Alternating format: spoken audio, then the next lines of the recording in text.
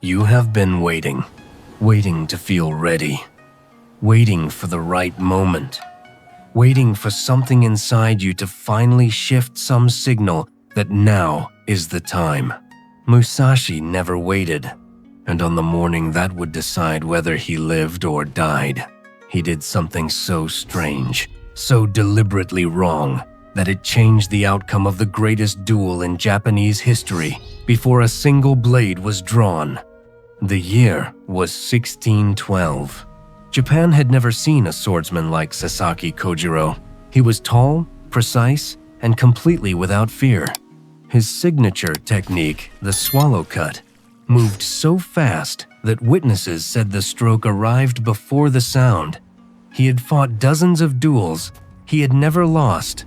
He had never even been close. And on the morning of April 13th, he had been standing on the shore of a small island since before dawn, watching the horizon, waiting for Miyamoto Musashi.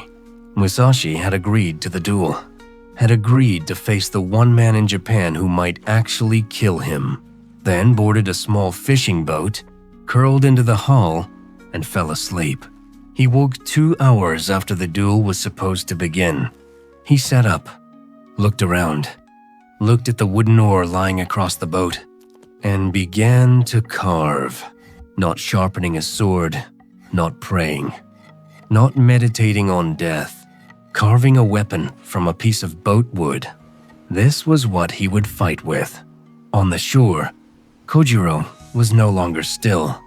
2 hours in the sun. 2 hours of silence where there should have been a fight. 2 hours of wondering, did he flee? Does he think me unworthy? Is this a trick? The greatest technical swordsman Japan had ever produced was already fighting. Not Musashi himself. His own fury, his own pride, his own desperate need to already be winning. When the small boat finally appeared on the horizon, Kojiro walked to the water's edge. By the time Musashi stepped ashore, still carving, wood shavings falling into the sea, Kojiro was trembling with rage. He drew his blade, threw the scabbard into the water. A gesture that said, "I will not need this again. I will win or I will die here." Musashi looked at the scabbard floating away and said nothing. He stepped forward. He positioned himself so the rising sun fell directly at his back, directly into Kojiro's eyes. Kojiro swung first. Everything he had. The swallow cut. The technique no one had ever survived. It missed. Musashi's carved wooden bokken connected once, and it was over. The greatest swordsman of his generation. Defeated not by a superior blade, not by a superior technique, but by a man who understood something Kojiro had never learned.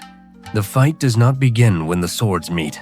It begins the moment you choose how to enter. Musashi wrote in the Book of Five Rings. There is timing in everything. Timing and strategy cannot be mastered without a great deal of hard practice. He was not late that morning. He was on time. His time, not Kojiro's time.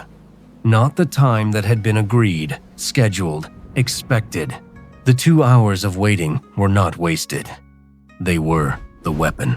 Every minute Kojiro stood in the sun, absolutely certain of his own superiority. He was fighting an invisible opponent Musashi had placed inside his mind. And Musashi had carved a sword from wood because he had nothing to prove to anyone.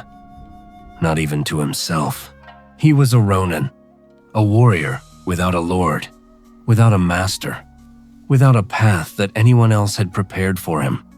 He had no school to protect, no reputation to perform.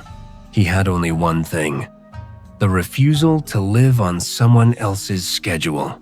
And that refusal made him undefeatable for 60 years. You have been waiting for the right moment, waiting to feel ready, waiting for conditions to align, waiting for something outside you to give you permission. But here is what Musashi understood, and what he spent his entire life proving. Readiness is not a feeling that arrives before action. It is the thing that action creates. The scabbard Kojiro threw into the sea was the last thing he ever released, because he had already decided with absolute certainty exactly how this would go. Musashi decided nothing. He remained open. He floated. He carved. He arrived on his own terms. The question is not whether you are ready. The question is whose definition of ready you are still waiting to meet.